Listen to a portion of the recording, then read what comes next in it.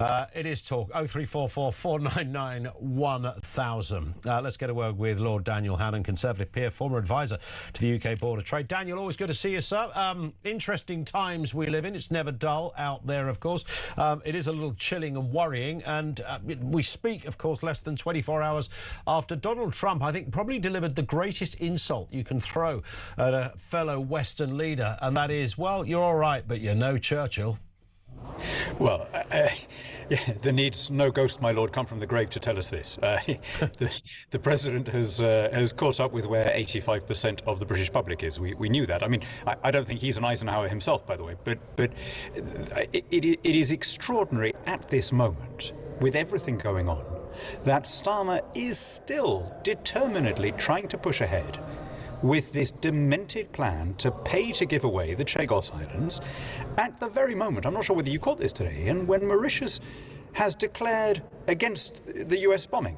So it's not even bothering to hide the fact that it regards the attack on Iran as illegal, and this would now be the country that would be sovereign over the base area. Yes. If Starmer were able to push ahead with this deal. So it truly is an extraordinary thing. And to be fair to my Labour colleagues, I'm not sure that any other Labour leader would be doing this with the determination that he is. Yeah, and it kind of... And this genuinely fascinates me about the sort of makeup of, what makes a great leader. Many books and films and goodness knows documentaries have been written on this. I was watching the Blair thing the other day, and that's, again, you look at Blair and you think, wow, this guy was pretty darn good. I mean, he got a whole load of things wrong, but just seeing him in action mode and as a political operator, you could see the nuts and bolts. You could see a sort of central philosophy, if you like, and you can't really find that with Keir Starmer, other than, well, he used to be a left-wing lawyer, and that's kind of about it, and one wonders whether that informs much of what he's been doing. I think it's the obvious explanation. I mean, Blair was competent. You were never on the edge of your seat thinking, what idiocy is he going to say next, right? Whether you agreed with him or not, he knew what he was doing and he was advancing an agenda. Starmer is flailing around with only this one belief, this almost religious elevation of international law, just at the moment when the rest of the world is giving up on it. He told his biographer, Tom Baldwin, there is no version of my life that doesn't revolve around being a human rights lawyer. And I think this has been the only consistent thing. He was a Trotskyist student, then he was the Corbyn yes man, then he was supposedly the sort of dullard centrist dad who was so reassuring at the election. But the one thing he's been absolutely clear on in all of those incarnations is the subordination of national democracy to international law.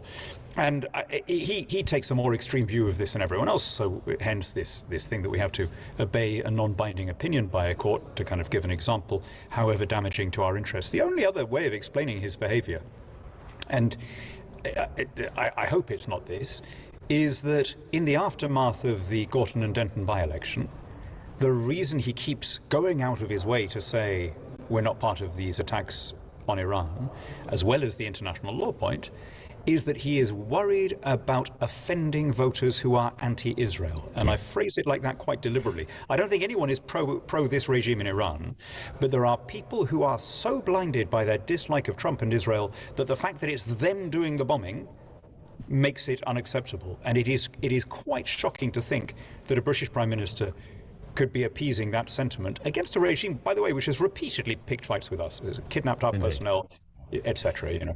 It's rather interesting that while Donald Trump was wheeling out some nifty one-liners over there in the Oval Office, Mr. Starmer was actually at a Ramadan event. And fine, prime ministers have to do all sorts of events. It's in their diary and it's probably in there, a year before it happens. I get that. But it was rather interesting that I understand that event did break out into a bit of a debate about this. And once again, Mr. Starmer at this event reiterating, we haven't done anything, it's just defensive, and bringing Gaza into the conversation as well, which sort of rather compounds much of what Donald Trump was criticising him for. Absolutely right. I mean, of course, there's nothing wrong with attending a Ramadan event. There are plenty of patriotic British Muslims who are horrified by the crimes of the regime in Tehran, and if people are spiritual enough to be keeping the fast, good for them. But to use that occasion to say, oh, and just to reiterate, we didn't attack Iran, creates the impression that you were doing something that you didn't believe in order to pander to a particular sector of the electorate. Yeah. And that, I think, is hugely unfortunate, right? If we think of what the Iranian Revolution has done, what it's been like, it has spread chaos and violence all over the world. The mullahs have been behind terrorist attacks on every continent, in Central Asia, in the Balkans, in Britain, in the US.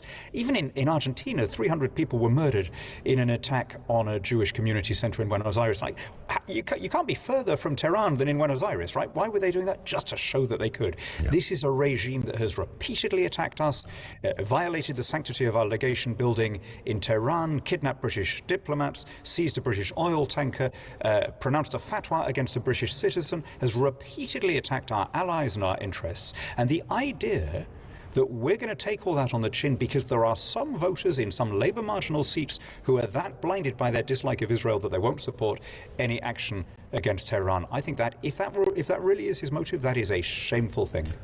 Well, it's the Occam's razor kind of thing, isn't it? I mean, it does appear to be the simplest answer to all of that. And just to, I suppose, corroborate what you were saying, Daniel, about the kind of all roads lead back to the human rights thing.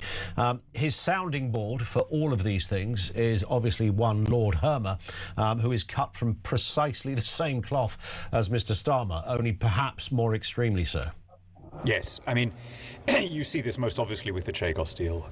There is a Doughty Street Matrix Chambers nexus.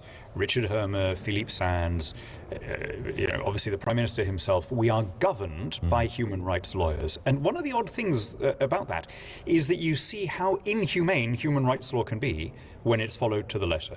So we're in this bizarre situation now where the Labour government is trying to evict the British Chagosians who have returned to their ancestral home. Yeah. Right? I mean, they never try and evict the people who come across the channel in small boats, or at least they don't try very hard, right? They get given, accommodation and food and vouchers.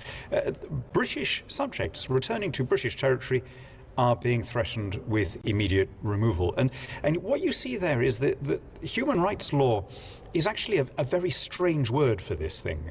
This elevation of these abstract principles over any democratic national sentiments we have leads to some really perverse outcomes. So I don't think Keir Starmer will be Prime Minister for much longer, and I don't think any other Labour leader is going to be obsessive in the way that he is. But can we say that having had our fingers burned like this, we're not going to go back to being ruled by another human rights lawyer? Yeah, I think that would be, in fact, there should be a law, an international law, about not being governed by human rights lawyers. I wonder how they deal with that. We are asking the question this afternoon. It might be a bit unfair to land this one on you, Daniel, but I'll ask you anyway. Who would be best to lead Britain through war? When you look at those green benches and the various faces there, to be fair, past or present, who do you think, putting Churchill aside, is cut out to take us through times such as this? Well, past, it would be Margaret Thatcher. I mean, I think there'd be no question. She had a very strong belief in the rights of British subjects in far-flung overseas territories.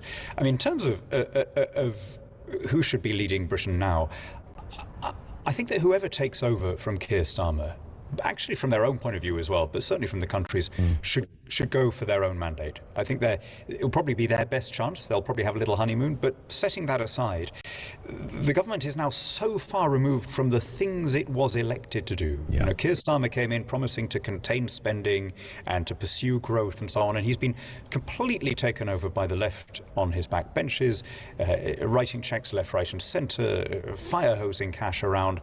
There's no mandate. There's no electoral mandate for that. And so any incoming Labour leader, whether they want to carry on spending or whether they want to try and retrench, they're going to need the direct permission of the voters. So I hope we have a general election, and I'm in the camp of, I think that the Tories and the Reform Party should have a grown-up agreement not to stand candidates in the seats that one of the parties can't win but that the other one can. And I sense it may well come to that too. Daniel, thank you as ever for your time. Always lovely to speak to Lord Daniel Hannan, Conservative peer, former advisor to UK Board of Trade, knows his way around all conversations, particularly in this field.